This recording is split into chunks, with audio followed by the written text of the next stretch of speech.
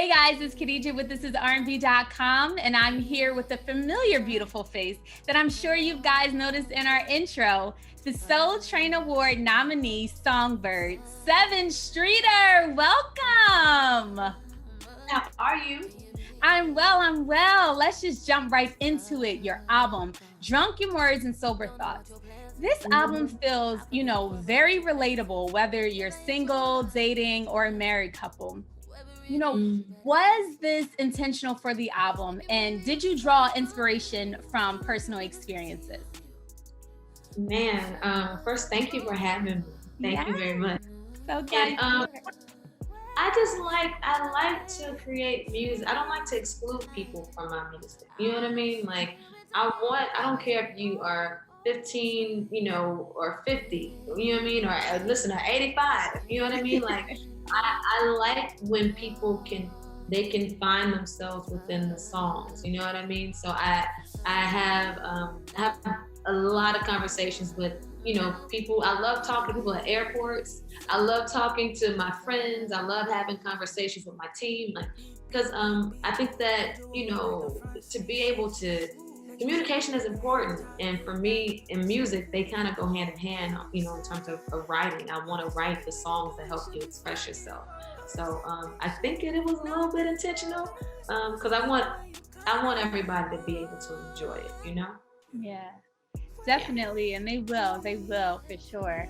And let's just talk about some of these songs here, okay?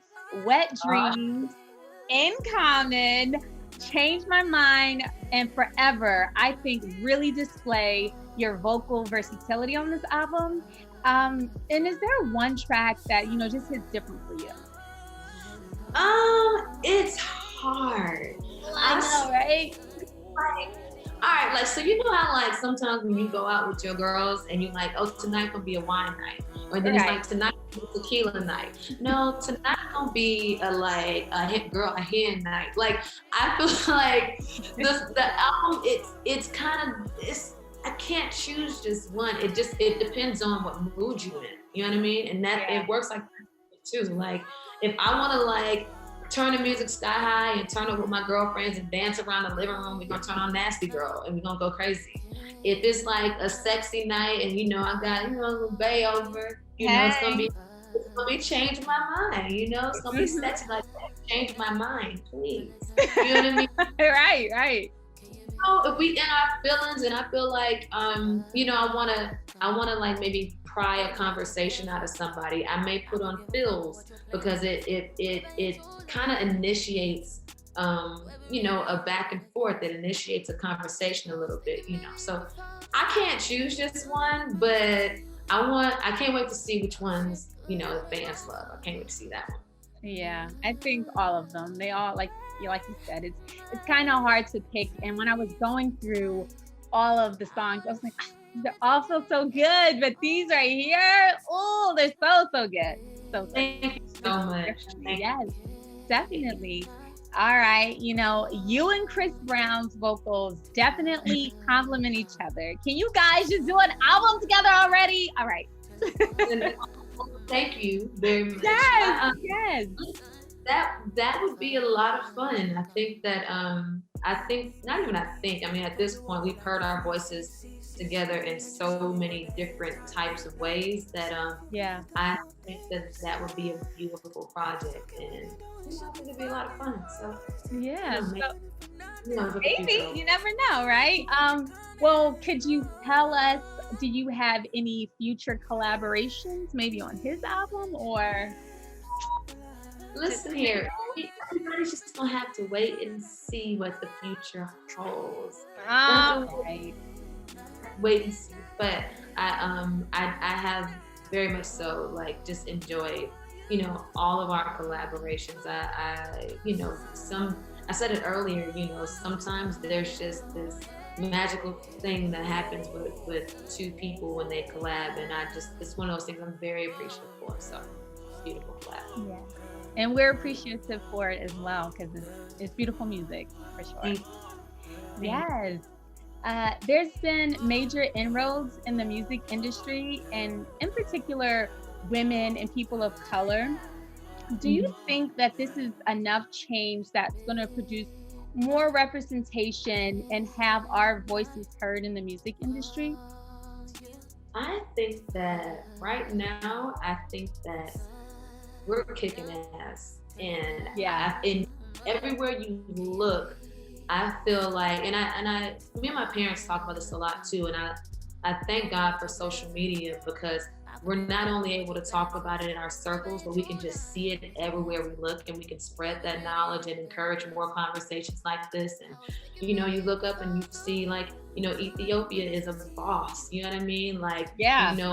my friend Ingrid over at Combs Enterprises is a boss, and you know what I mean. So it just makes me happy to see Black women and people of color, period. I look at Mark Pitts, he's a boss. You know what I mean? Like, it makes me happy. So I think that in so many ways, they're, people in positions and people of color in these positions, they're making sure that they surround themselves with more people of color, more intelligent, powerful people. It's just beautiful to see, and I think it's a good time, and I think we're only going to become greater and stronger together. Absolutely. There's power in numbers for sure. Power in numbers. Come on now. Yeah. Time. You know it. With the recent groundbreaking news with the incomparable Anita Baker gaining the rights to her masters, do you think this is going to be a growing trend for artists from the past? I pray that it is, especially when you think about the Anita Bakers of the world. Like give those artists everything they ever wanted and asked for. Like, not with the legendary music and these legendary careers that they've had. Like, there are certain things that they should not even have to fight for at this point. Just give them to them. You know what I mean? But that makes me very happy for her. My dad both my parents are huge Anita Baker fans, but she was a constant in our household, and I got to meet her. I got to meet her at the BET Awards a few years ago. No way. I got to tell her how much, I loved her and her voice and her tone. So I'm very happy for her. Oh my gosh, to meet Anita Baker, she's just everything. She's like an aura around her, that voice. Yes. What do you think you would give, like, what type of advice would you give for any up and coming artists that you think that they need in order to be successful in their career? I would just tell them to learn how to do everything. You know what I mean? Like, write the songs, learn how to pick the beats, learn how to produce the beats, learn how to engineer yourself, learn how to play an instrument. And I say all these things honestly because they're things that I am currently working on myself. And if I really do wish that when I first got into the industry that I would have done that laundry list of things.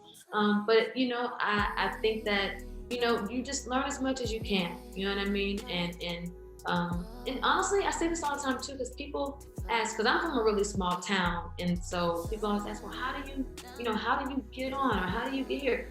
Look around your town and your area and find like the dopest people in your area and work with them, because they're looking for people. You got producers that are looking for writers. Right. Writers, producers. You have find the talent in your area and become the biggest thing in your area, and just go crazy. Yeah. Right. That's really great advice. And it seems like you have a really great team and like really supportive people in your corner. Like when we're on Instagram and we see you and like all of your family gatherings, it's beautiful to see, No, thank you very much. And I appreciate you for saying that we actually have a docu-series in the works. So I'm really, really excited about that. Wow. Yeah. Wow. When is it coming out? Can you give more details, or is it coming soon? It's coming soon. I will say this. I will say shout out to Anthony Anderson, because it's underneath his tutelage. He's amazing. He's such an amazing, just amazing talent, amazing Black man, and he he really embraced the idea of my family. I can't wait for you guys to see what we're working on. So it's really Ooh, cool. we can't wait too. I was gonna ask what's next for you, but clearly you just shared that little being with us. So we appreciate that gem. So we know that you're a singer, songwriter, and as you said, you're working on producing. Do you see yourself breaking onto the big screen, maybe behind the camera as a director or in front? Yeah, I mean, all of the above. I want to be my most creative self at all times, so I've been acting a little bit. That's fun. I did a show with BET called Sacrifice. That's a lot of fun. And that's a lot of fun. Like, shout out to BET and Paul Patton. Like, it was so much fun. Like, so much fun. But yeah, I want to do it all. I direct some of my videos sometimes. I would love to. I want to write some scripts. I mean, I kind of have scripts, but I need to do something with them. So it's just, I want to find a way to just be my most creative self. So yes, all of the above. All of the above. Yes. Do it all. So yeah. Awesome. Well, you should maybe start a production company and just go from there, right? Yeah. Yes. All of it. So growing up, did you know you always wanted to sing, or did you want to be a writer first? Sometimes we hear it from both sides, like, growing up, it was definitely singing first. It was singing first. Singing in church, I would sing everywhere I could sing. In church, I had a show that I would do at the mall. I would, it's like a Whitney show. I would sing all Whitney songs at the mall. I was obsessed with Whitney. Oh! Yeah. Hopefully that'll make the docuseries. You know what? We have all the footage, so we probably will throw it in there. And it was, child, some of them outfits weren't cute, but we're going to let y'all have a nice little kiki. But the 90s was rough for the fashion. But listen, it was lit. But girl, some of them outfits from back in the day, But no, I have been in love with music all my life. But singing definitely came first. The writing started to come around like 18, 19, and it really, really kicked in around like 21, 22 when I started writing with Chris. So, yeah, but I think that the writing was inevitable. You know what I mean? The writing is the thing that I didn't realize how much writing was gonna, it saves my life in so many different ways. Like, it's the most beautiful process to have all these thoughts in your head and all these feelings in your heart, and to just spew them out. Like, it makes my heart pitter patter. So, I'm glad that I'm very appreciative of my writing. So here on ThisIsRnB.com, we like to play games, and one of our game we have is called Favorites. So I'm just going to ask you, I'm going to throw a couple things out there and you just tell me what it is, all right? Something easy. Okay. Favorite color? Purple. Purple. Okay, are we talking lavender, or are we talking about like deep violet purple? I like them all, but I do like deep purples, though. I like deep purples. It's always been me and my dad's favorite color, and I remember him telling when I was younger, no, that's Prince's favorite color too, so I thought that was cool. Oh yeah, definitely. Okay, favorite guilty pleasure? Ooh, Oreo cookies. Jesus. Oreos. Oh, double stuff. But no, traditional. Okay. I get up in my feelings when people start messing with I don't want them double stuffed. I don't want the gold. I don't want the little Halloween ones they try to do during Halloween. No, just give me traditional Oreos. Give me a bowl. I put mine in a bowl. I stack them up really high. I put milk on top, eat it with a spoon. That's the whole thing, okay? That's like cereal. Oreo cereal. You just created something there. It's amazing. Okay. I will eat 16 in one sitting. I'm not even gonna hold you. 16? One sitting, I swear to God. Oh my gosh, that is a real guilty pleasure. Like, not gonna lie, that's crazy. It's bad, bro. I'm trying to tell you. You must be your dentist's favorite client. Shout out Dr. Thompson, love you. Okay, so favorite song? Ooh, my favorite song? My favorite song in the world is By Your Side by Sade. And the reason that it's my favorite is because I feel like, I mean, name a song that says I love you in a more simplistic way than By Your Side by Sade.